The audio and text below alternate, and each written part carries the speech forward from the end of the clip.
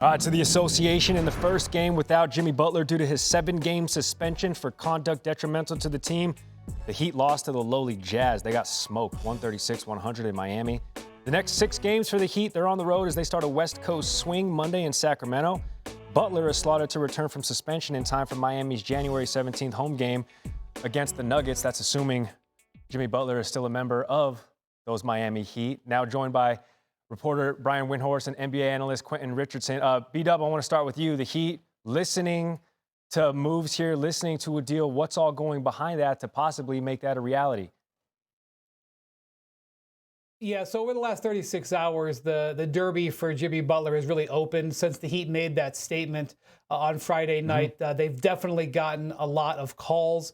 The issue here is that most of the offers are not that attractive to the Heat, and that doesn't surprise them, Gary, because a month ago they heard some calls on Jimmy Butler, and then they came out with that statement they weren't going to trade him because they really didn't like any of the offers. And right now I think you're seeing a lot of teams sort of testing just how low they might be able to buy Jimmy Butler for. The one exception to that would be the Phoenix Suns. Sort of the irony of this situation is the best fit and most aggressive team for Jimmy Butler is maybe the one out of the 29 teams that has the hardest time getting him.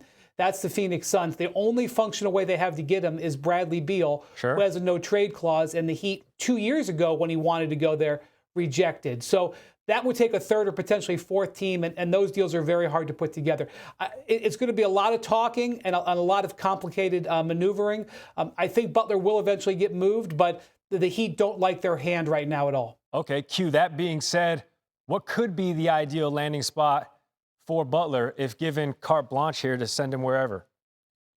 I'm with Wendy, Gary. I definitely like Phoenix, the fit for him there, and obviously, the Brad Beal deal, the money kind of makes sense. But I also like Golden State Warriors for this situation because I feel like that's kind of the easier situation for me. I feel like it's less personalities in there when you deal with a Draymond and a Steph as opposed to D-Book and KD.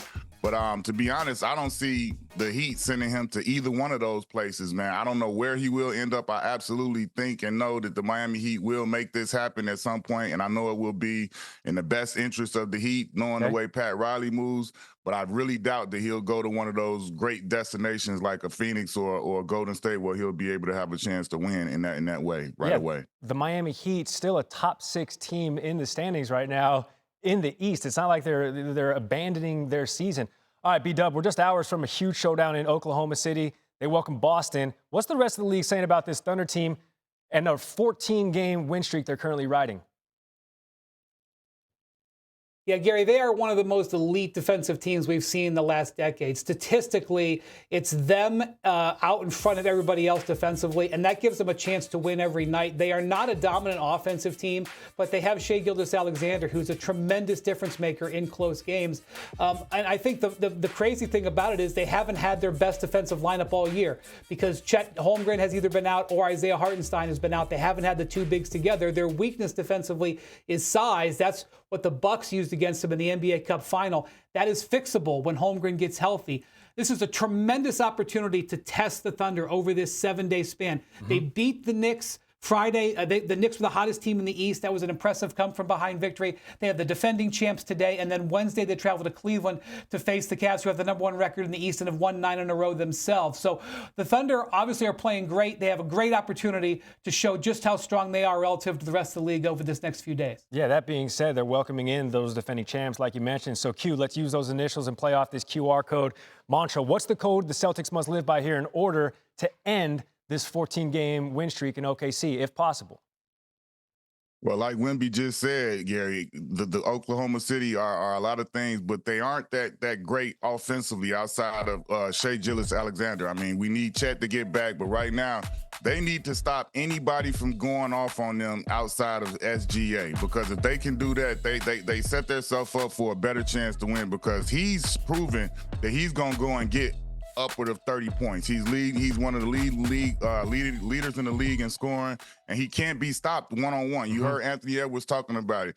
But I mean, you gotta have not Jalen Williams go for 30. You can't have any of those other guys jump up and have those big games, because defensively they're gonna be there. And like B said, they don't have Chet yet. They still have Hartenstein, so they still have a little propensity to be tested at the rim. So I think they have to stop them from letting anybody else go off the SGA. Fellas, much appreciated. The Thunder, they've lost just twice since Thanksgiving. Guys, thanks. Hey, second straight night, the Joker and Wemby went at it, and it was Wembyana's 21st birthday Saturday night. Pick it up in the fourth quarter. 5 minutes remaining. You know, with the Spurs, you just throw it up and you let Wemby throw it down. Yeah, it's a human cheat code, man. And one. First player with 20 points, 20 rebounds on his birthday since Dwight Howard did it in 2017. Spurs up 4. A couple plays later, Jokic, Michael Porter Jr. takes all 3 of those. Nuggets down 1. Under 2 minutes remaining. Jokic, Russell Westbrook, he knocks down the 3. He also passed Alex English for 22nd on the all-time scoring list. And then Vassell tacks the rim, misses, but sticks with it. We got a tie game at 108. Nuggets with the ball, chance to win it. Westbrook driving, finding the Joker, the pull-up, no. We're going overtime. Okay. Let's go to It's OT. good basketball. I'll Little take bonus it. basketball. Yeah, All right, tied up at 108. Jokic, Peyton Watson gives it back to the Joker. That's just big boy basketball there. And 1. Jokic, this time, Jamal Murray, back to the Joker. Little fade away over Wemby. Second straight night, the Joker has put up a 40-point double-double. They were up 7. And then, how about the dagger here? Jokic, 46 points, 9 rebounds, 10 assists, 6 40-point game this season, most in the NBA. Nuggets win 122-111. Ant-Man and Cade Cunningham. We're going to pick this one up early in the first quarter, and it is the Pistons on the fast break. How about Cunningham going off the glass? Asar Thompson. That's sick. Pistons up 5 early. Still the first. Here's Ant-Man. Little step back 3. He was on his way to a career night for him. And then another one. Edwards, 26 points in the first half. New career high for points for him in the first half. But the T-Wolves were down 12 at the half. Let's get to the third. Cade Cunningham was the story. Did the pump fake and 1. Pistons up 21 at this point. Third quarter, Edwards still firing. He hit 43 at this point. Edwards, again, 53, a new career high for him. Final minute of the game, though, it was all Cade Cunningham. Third career 40-point game for him. He had 49 and 6. Pistons have won 6 of their last 7. They win 119-105. So Motorcade gets the best of Ant-Man and the T-Wolves. What about the rest of Saturday's Best from Across Sports Best Reaction? D. Rose's jersey is going to be retired in Chicago next year. That's awesome. Here's how he found out. Sound up.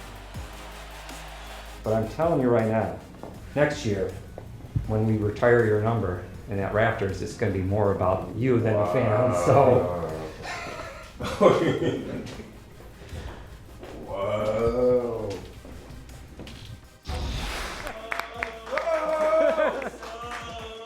So, you adding one more up there. Yeah. Former MVP, Rookie of the Year. Nice. Nobody will ever rock number 1.